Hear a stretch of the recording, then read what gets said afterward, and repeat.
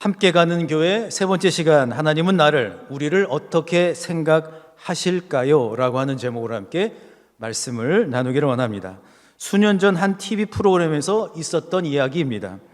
60이 막 넘은 한 독신으로 살던 남자 연예인이 자신처럼 독신으로 살고 있는 남자 후배들을 집으로 초대를 했습니다. 그 선배의 집에 들어간 그 후배들은 그 현관을 들어가서 이제 그 거실 쪽으로 가면서 탄성을 막 지르는 거예요. 입이 쩍 벌어집니다. 집이 넓습니다. 그뿐만이 아니라 후배 연예인들이 나중에 이렇게 살면 좋겠다 하는 것을 거의 다 갖추고 살고 있어요. 뭐 큰 TV는 말할 것도 없고 거실, 그리고 뭐 욕실부터 해서 정말 아주 화려하게 잘 돼 있어요. 그 후배들은 연신 탄성을 지르면서 이렇게 얘기를 합니다. 선배님, 저도 이런 데서 꼭 살고 싶어요. 이렇게 얘기를 해요. 그런데 그 선배 입에서 뜻하지 않은 이야기가 나옵니다. 우리 집 좋지? 난 어린 시절에 찢어지게 가난하게 살았어. 그래서 좋은 집을 꼭 갖고 싶었지. 좋은 집을 갖게 되었을 때 난 모든 꿈이 다 이루어진 줄 알았어. 그런데 아니야. 이 집은 그저 껍데기야. 이 집은 불완전해. 왜냐하면 난 혼자거든. 나 혼자 있는 이 집은 그저 불완전한 집에 불과하더라고. 그러면서 이런 이야기를 하는 거예요. 얼마 전 혼자 사는 것이 별로 불편하지 않게 살았는데 어느 날 뇌경색 증상이 있어서 병원에 입원을 하게 되었습니다. 간호사분이 와서 이렇게 묻는 거예요. 보호자분 어디 계세요? 그러자 자신도 모르는 사이에 보호자요? 보호자 없는데? 이렇게 대답을 했대요. 세상에서 부와 명예를 이루고 남 부러울 것이 없이 살고 있습니다. 그러나 그는 깨닫습니다. 나는 보호자가 없는 혼자 있는 사람이구나. 아무리 세상의 트렌드가 혼자서 밥을 먹고 혼자서 지내는 것을 좋은 것으로 이야기한다 할지라도 사람은 근원적으로 혼자 살 수 없습니다. 아무리 좋은 친구가 있다 할지라도 사람은 누구나 보호자가 필요합니다. 보호자가 없이는 실상 제대로 된 삶을 살 수가 없는 것입니다. 그렇다면 이 세상을 살아가면서 우리는 혼자가 아니 친구 이상의 보호자를 어떻게 얻을 수가 있을까요? 얻는다는 표현 좀 그렇지만 우리의 인생 여정, 이 영적 여정의 길의 그 종착지까지 우리를 안내해주고 또 함께 동행할 수 있는 그런 보호자는 없는 걸까요? 오늘 말씀을 보면 이사야 선지자는 그와 같은 보호자를 만난 것처럼 보입니다. 그렇다면 그가 만난 그 보호자는 과연 어떤 분이셨을까요? 두 가지로 함께 말씀의 은혜를 나누기를 원합니다. 오늘도 말씀의 주인공이 되시기를 주님의 이름으로 축원합니다. 첫째로 하나님은 영원한 벗이 되어 주시겠다고 이사야에게 말씀해 주십니다. 오늘 본문 8절에 보시면 이렇게 기록을 하고 있죠. 그러나 나의 종 너 이스라엘아, 내가 택한 야곱아, 나의 벗 아브라함의 자손아. 아멘. 오늘 말씀의 그 배경이 되는 이 이사야 선지자는 남유다의 선지자였습니다. 그는 4명의 왕과 함께 하나님의 일을 감당했습니다.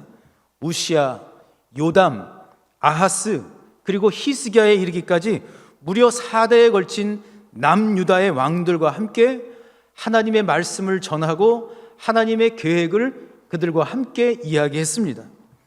근데 그는 또한 똑똑히 목도했습니다. 왕과 그 왕의 주변에 있던 사람들이 먼저 세상을 떠나는 것을 보았습니다. 세상으로 들어오는 것은 순서가 있지만 그러나 떠날 때는 순서가 없다는 것을 그는 몸으로 절감한 것이죠. 사실 우리도 그렇지 않습니까? 저의 삶도 그렇더라고요.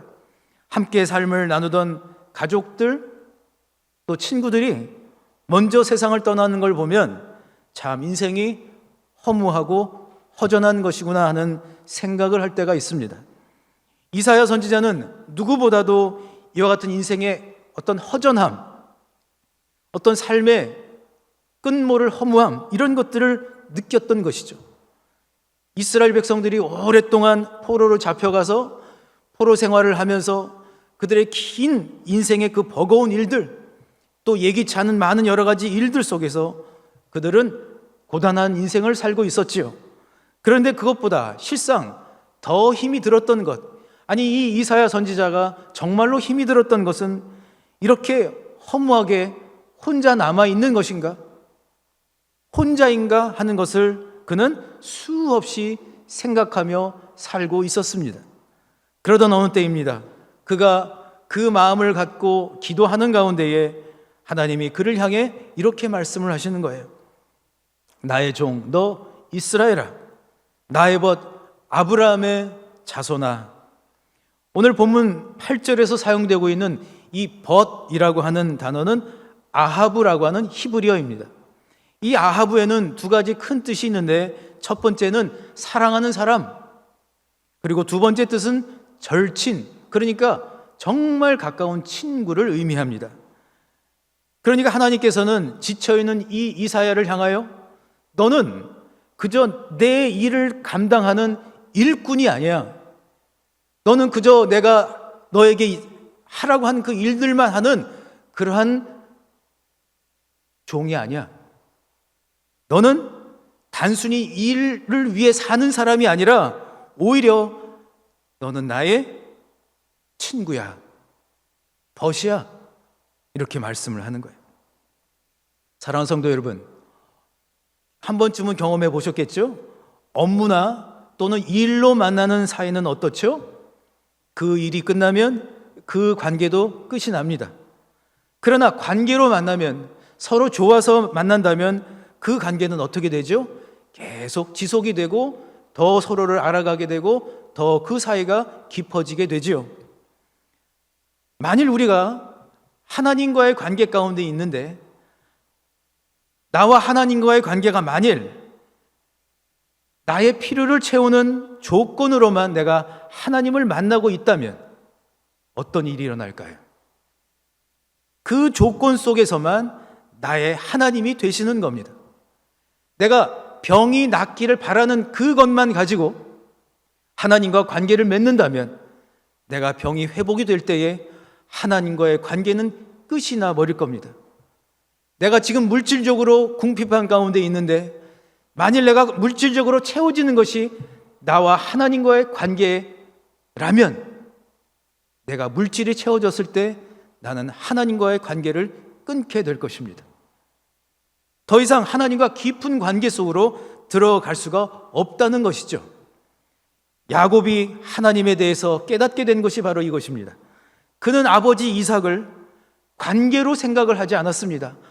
아버지와 아들의 관계가 아닌, 아버지 이삭은 장자권을 주시는 분으로만 생각을 한 거죠. 그에게 아버지는 그냥 장자권을 주시는 분, 그 이상도 그 이하도 아니었던 겁니다. 형 에서도 마찬가지였어요. 혈육이었지만, 친형이었지만, 무엇보다 내 장자권을 가질 사람으로만 여긴 것이죠. 그래서 그는 형의 장자권을 아무런 그러한 꺼리낌도 없이 빼앗습니다. 그가 장자권을 얻게 되는 바로 그 순간, 그 장자권을 그가 갖게 된 바로 그 순간, 모든 관계들은 다 깨어집니다. 아버지와의 관계도 깨어지고 형 에서와의 관계도 깨어져서 그는 마치 고아처럼 떠돌고 도망하는 신세가 되어버립니다. 결국 그는 고아처럼 떠돌며 결국 삼촌은 라반의 집으로 들어가 종살이를 하지 않습니까? 그런데 수년의 세월이 지난 이후에, 오랜 인생의 많은 경험들 속에 결국 그가 야복 강가에 섰을 때에, 사랑하는 가족들을 먼저 다 보내고 그가 야복 그 나루터에 서 있었을 때에 그는 자신이 그동안 어떻게 살아왔는가를 깨닫게 됩니다. 모든 관계를 물질로만 본 것입니다. 모든 관계를 일로만 본 것입니다. 아니, 자기 스스로를 가리켜서 열심히 일을 하면 대가를 받게 되고, 열심히 일을 하면 물질을 모을 수 있고, 열심히 일을 하게 되면 내 소유가 많이 생기겠지라고 하는 모든 관계에 있어서 물질이 우선이었던 것이죠. 아니, 그는 하나님과의 관계도 그렇게 생각을 했던 거예요. 그리고 모든 관계를 물질로만 보고 있던 자신을 보며 하나님이 정말로 원하시는 것이 무엇인가를 생각하게 됩니다. 하나님이 진정으로 그에게 원하셨던 것, 그것은 장자권을 얻는 것도 아니었고, 그가 많은 물질을 소유한 것도 아니었고, 하나님과의 깊은 관계를 원하고 계셨던 거예요. 그래서 그는 야복 강가에서 하나님의 사자와 씨름을 하는 가운데, 하나님의 천사와 씨름을 하는 가운데에 그는 자신이 갖고 있던 모든 소유와 자신이 그동안 생각했던 모든 일들을 다 내려놓고 하나님만 붙잡으려고 몸부림을 치며 하나님의 사자와 씨름을 합니다. 하나님의 사자와 씨름을 하면서 비록 그는 육신적으로 다리를 저는 인생이 되었지만 야곱, 뒤꿈치를 붙잡는 자에서 이스라엘, 열국의 아버지라고 하는 이름으로 바뀌게 된 것이죠. 할렐루야.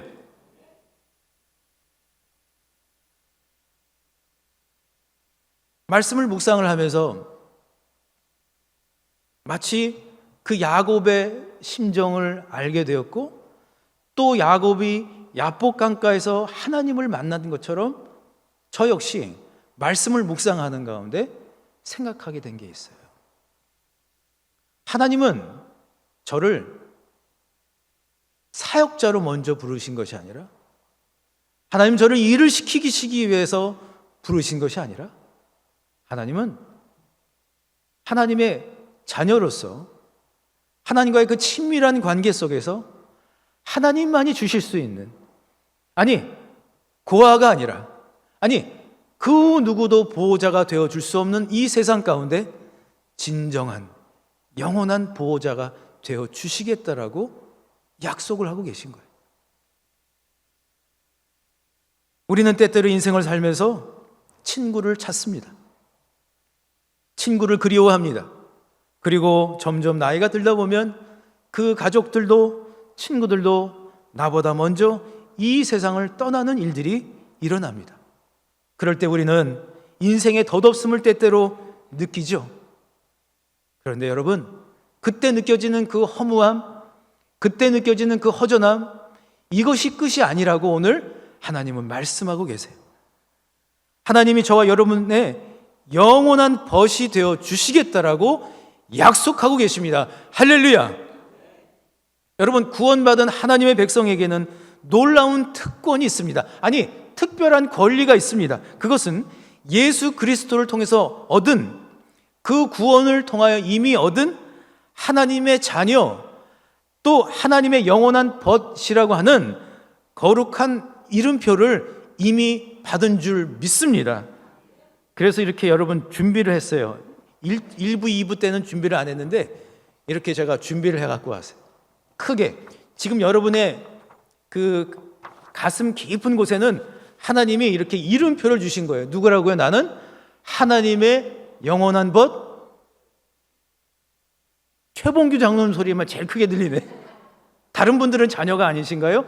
자, 여러분의 이름을 넣어서 한번 같이 가슴에 좀 손을 얹고, 자, 시작하면 하나님의 영원한 벗 누구누구 하겠습니다. 시작. 하나님의 영원한 벗.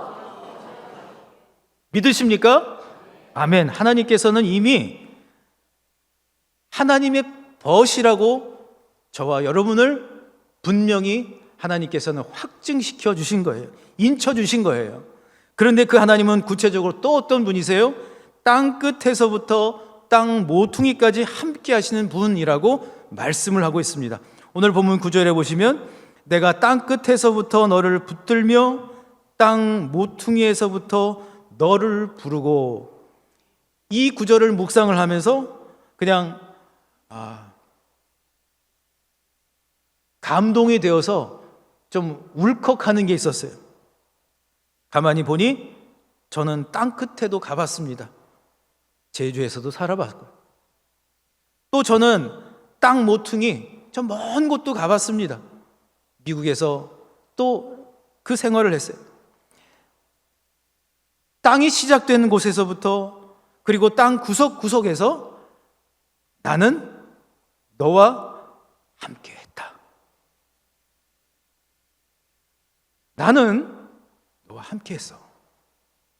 지금도 함께 하고 있는 거야. 표준 세번역 성경으로 보면 이 구절의 말씀이 아주 정확하게 아름답게 또 기록이 되어 있어요. 여러분의 말씀으로 한번 같이 천천히 가슴에 손을 얹으시고 말씀이 느껴지도록 한번 천천히 한번 말씀을 한번 같이 읽겠습니다. 시작. 내가 땅 끝에서부터 너를 데리고 왔으며 세상의 가장 먼 곳으로부터 너를 불러냈다. 그리고 내가 너에게 말하였다. 너는 나의 종이니 내가 너를 선택하고 버리지 않았다고 하였다. 아멘. 무슨 뜻이죠? 하나님만이 내가 어디서부터 왔고 무엇을 하고 있으며 또 앞으로 무엇을 해야 하는지를 알고 계시다는 겁니다. 하나님은 이전에도 지켜주셨고 지금도 함께 계시며 앞으로도 함께 하시는 영원한 벗이 되시는 하나님이시라고 말씀하고 있는 겁니다. 여러분, 하나님이 그런데 원하시는 건 뭐예요? 하나님이 원하시는 것은 우리 모두가 그저 일하는 일꾼이 아닌 하나님의 벗으로서 하나님 그리고 우리 예수님과 더욱 친밀함 속에서 살아가라는 것입니다. 하나님은 우리를 일만 하라고 구원하신 것이 아닙니다. 하나님의 자녀답게 하나님이 주시는 영적인 안정감을 삶의 자리에서 누리며 살아가라고 말씀하고 있는 겁니다. 그러므로 하나님과의 친밀한 교제가 회복이 되어서 주님의 벗으로 당당히 힘차게 살아가실 수 있기를 우리 주님의 이름으로 소망합니다. 그런가 하면 두 번째로 교회 공동체 안에 있는 하나님의 벗들과 함께 가야 끝까지 갈 수 있다고 말씀을 합니다. 본문 10절의 말씀을 우리 한번 같이 읽어볼까요? 시작. 두려워하지 말라. 내가 너와 함께함이라. 놀라지 말라. 나는 내 하나님이 됨이라. 내가 너를 굳세게 하리라. 참으로 너를 도와주리라. 참으로 나의 의로운 오른손으로 너를 붙들리라. 우리 다시 한번 읽어보실까요? 10절입니다. 시작.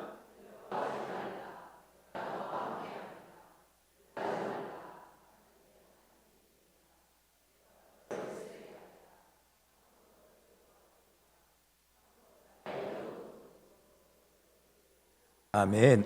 이 10절의 말씀에는 두 가지 뜻이 담겨져 있습니다. 첫 번째, 영원한 벗이 되시는 하나님이 구체적으로 어떻게 하시는가?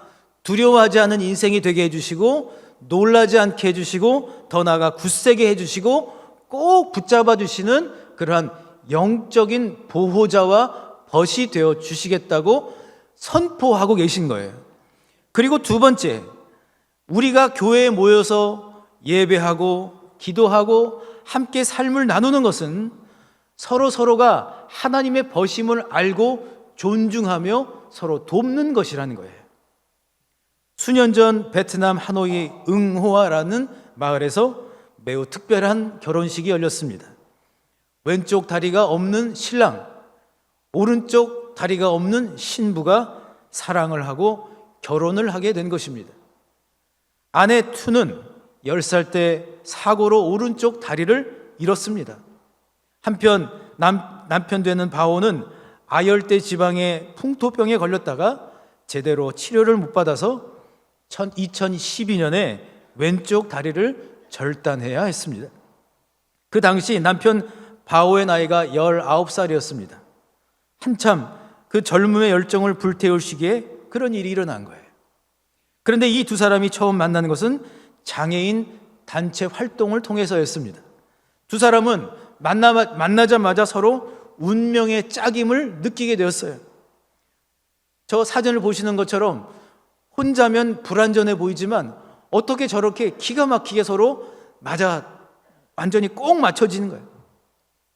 저 얼굴을 보세요. 두 사람이 저렇게 해맑게 밝은 모습을 갖고 있는 저 모습이 참으로 큰 도전이 되지 않습니까? 저는 이들의 이야기를 들으면서 오늘 본문 14절 가운데 하나님의 말씀이 다시 한번 생각이 나는 거예요. 특별히 14절의 말씀을 보시게 되면 하나님이 이렇게 말씀을 하세요. 버러지 같은 너 야곱아, 너희 이스라엘 사람들아, 두려워하지 말라. 나 여호와가 말하노니 내가 너를 도울 것이라. 내 구속자는 이스라엘의 거룩한 이인이라. 아멘. 이 14절에 나오는 버러지 같은 이라고 하는 이 표현은 하나님께서 이스라엘 백성들을 가리켜서 그들을 무시하고 그들을 비하하는 그러한 표현이 결코 아닙니다. 개역 개정 성경에는 버러지라고 나와 있지만 개역 성경을 보시면 대신에 지렁이라고 나와 있어요. 원어로 살펴봐도 원문에는 이 지렁이라고 하는 말이 더 맞는 것 같습니다. 그런데 여러분, 지렁이의 특징이 무엇이죠? 지렁이는 기어다닙니다. 지렁이는 날 수가 있습니까? 없죠. 날기는커녕 계속 기어만 가야 합니다. 아주 천천히 온 몸을 다 써서 온 힘을 다해서 천천히 기어가야 해요. 그래야 목적지를 향해서 갈 수가 있습니다. 여러분, 지렁이란 한마디로 불완전한 존재를 이야기합니다. 연약하기 그지없고 불안하기 짝이 없는 존재를 표현하는데 이 지렁이만큼 완벽한 비유는 없는 것 같아요. 사랑하는 성도 여러분, 지렁이처럼 우리 역시 불완전합니다. 연약하기 짝이 없습니다. 투와 바오라고 하는 그 부부처럼 우리는 연약하기 짝이 없어요. 그러나 그러한 우리들이 함께 간다면, 함께 한다면 꼭 맞춰질 수가 있다는 사실이에요. 할렐루야. 교회가 있는 이유, 교회에서 예배를 드려야 하는 이유, 교회에서 기도를 하며 삶을 나누는 이유가 바로 여기에 있습니다. 지렁이처럼 불완전하고 연약하기 짝이 없는 사람들이 모인 곳이 바로 교회입니다. 우리는 완전하게 된 작품이 아니라 작품으로 지금 빚어져 가고 있는 중입니다. 그래서 지렁이처럼 불완전하고 연약하기 짝이 없는 사람들이 함께 모여서 예수 그리스도 안에서 온전함을 이루어가는 것, 바로 이것이 교회의 목표인 것입니다. 같이 가야 합니다. 함께 가야 합니다. 혼자서는 못 갑니다. 그래야 같이 가야 온전해질 수가 있고 같이 가야 꽃이 피고 열매를 맺을 수가 있다는 겁니다. 사랑하는 성도 여러분, 그러므로 우리 인정합시다. 나는 불완전한 존재입니다. 여러분의 가슴에 손을 얹으시고 지렁이까지라고 하실 필요는 없고요. 불완전한 존재라고 우리 서로를 한번 스스로 한번 같이 한번 고백해 볼까요? 시작. 나는 불완전한 존재입니다. 사랑하는 성도 여러분, 말씀의 결론을 맺고자 합니다. 불완전한 우리를 하나님께서는 찾아와 주시고 그리고 우리를 향하여 영원한 보호자가 되어 주시겠다고 약속하고 계십니다. 또 하나님 우리에게 각자 동산과도 같은 안식처를 주셨습니다. 그리고 그곳에서 각 가정에서 또 교회 안에서 또 일터 안에서 이제는 그저 일만 하는 인생이 아니라 그저 종로를 타는 인생이 아니라 하나님과 매일매일 연결이 되어서 주님의 사랑이 느껴지고 힘이 되며 거룩한 안정감 속에서 살아가라고 말씀하고 있습니다. 더 이상 종이 아닌 벗으로 친구로 우리를 불러주신 주님과 함께 믿음의 여정을 힘차게 가실 수 있기를 주님의 이름으로 간절히 축원합니다. 우리 주신 말씀을 생각하시면서 우리의 삶의 우선순위를 좀 바꾸는 고백과 결단이 있기를 원합니다. 나 무엇과도 주님을, 이 찬양을 마음의 고백과 결단으로 드리기를 원합니다.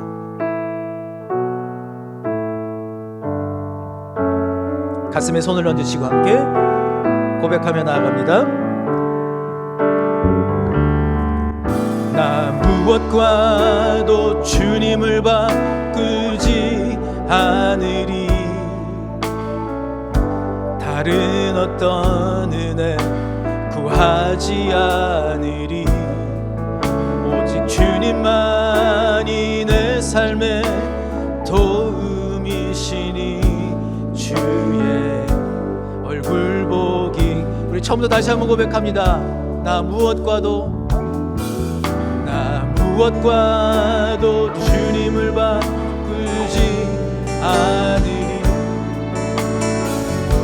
다른 어떤 은혜 구하지 않으리. 오직 주님만이 내 삶의 도움이시니 주의 얼굴 보기 원합니다. 주님 사랑해라고 고백합니다. 주님 사랑해요.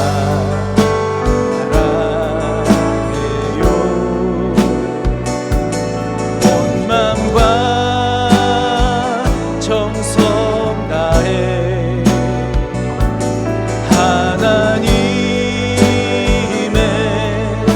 신실한 친구되기. 우리 주님을 향하여 다시 한번 고백하며 나갑니다. 주님 사랑합니다. 주님 사랑해요.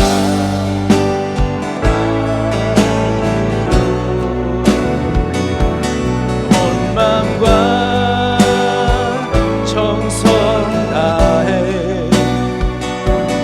하나님의 신실한 친구 되기 원합니다. 우리 손을 들고 주님께 고백하며 나갑니다. 주님 사랑합니다. 주님 사랑해요.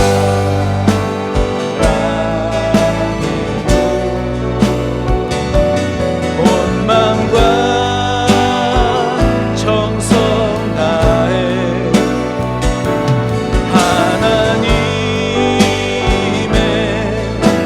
신실한 친구 되기 원합니다. 여러분의 목소리만 주님 사랑한다고 고백합니다.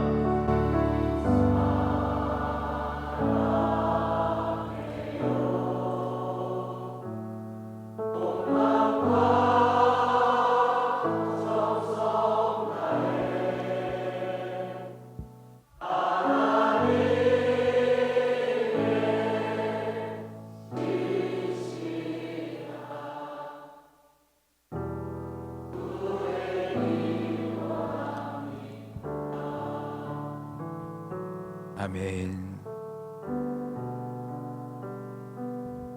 사랑하는 성도 여러분,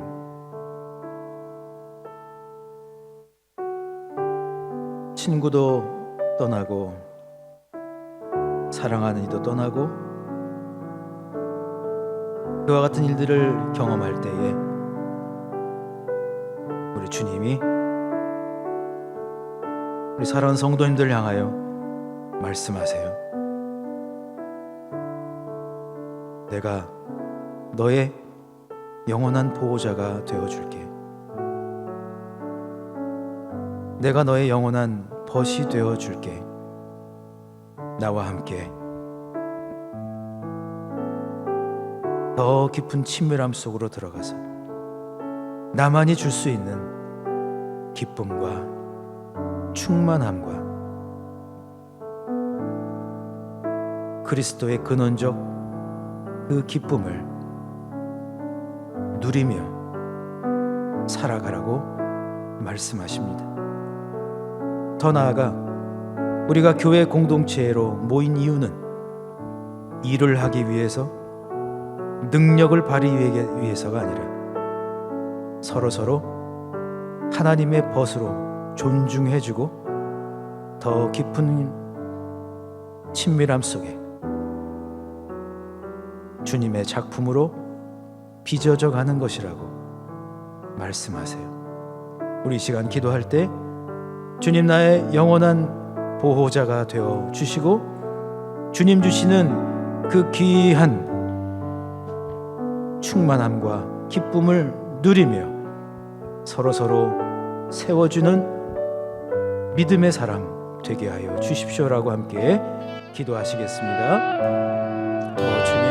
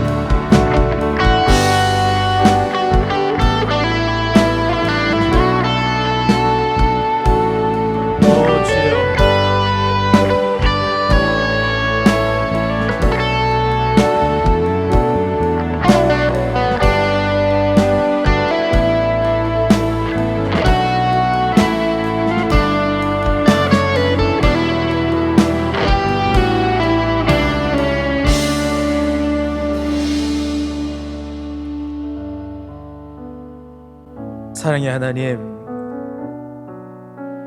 우리 인생 돌아보니 참 정말 좋은 많은 관계를 주셨습니다. 우리에게 아버지 어머니를 주셨고 또 형제 자매를 주셨습니다. 또 주님께서는 우리에게 사랑하는 아내와 남편을 또한 주셨습니다. 또한 주님은 교회 안에서 좋은 믿음의 형제 자매들, 장로님도 주시고 권사님도 주시고 안수 집사님도 주시고 또 집사님도 주셨습니다. 그런데 주님, 다시 한번 돌아보니 관계가 아니라 일로 살아왔던 것 같습니다. 더 많이 일을 해야 하고 더 많이 능력 발휘를 해야 하고 더 많이 보여줘야 하나님이 기뻐하실 거라고 생각한 것 같습니다. 주님, 그렇게 살아오다 보니 관계들이 깨어지고 또 깨어져 있고 마음은 깨어지고 상함 가운데 있었음을 발견하게 됩니다. 주여, 우리를 긍휼히 여겨 주시옵소서. 먼저 무엇보다 영원토록 변치 않으시는 하나님을, 그 영원한 보호자가 되시는 그 하나님을 발견하게 도와 주시옵소서. 하나님은 우리를 버리지 않으시고 세상은 우리를 버리고 또 사람들은 우리를 버렸다 할지라도 결코 하나님은 우리를 버리지 않으시며 하나님은 우리 한 사람 한 사람을 끝까지 택하시고 붙들어 주시고 두렵지 않게 해주시고 우리가 연약한 존재로 살아가는 그 몸부림마다 하나님은 안타까워하시며 응원해 주셨음을 깨닫게 됩니다. 이제는 그 하나님을 더욱 바라보게 하여 주시옵소서. 그 하나님만이 우리에게 영원한 안식처가 되어주시고 그 하나님만이 우리에게 진정한 안정감을 허락하여 주실 줄 믿습니다.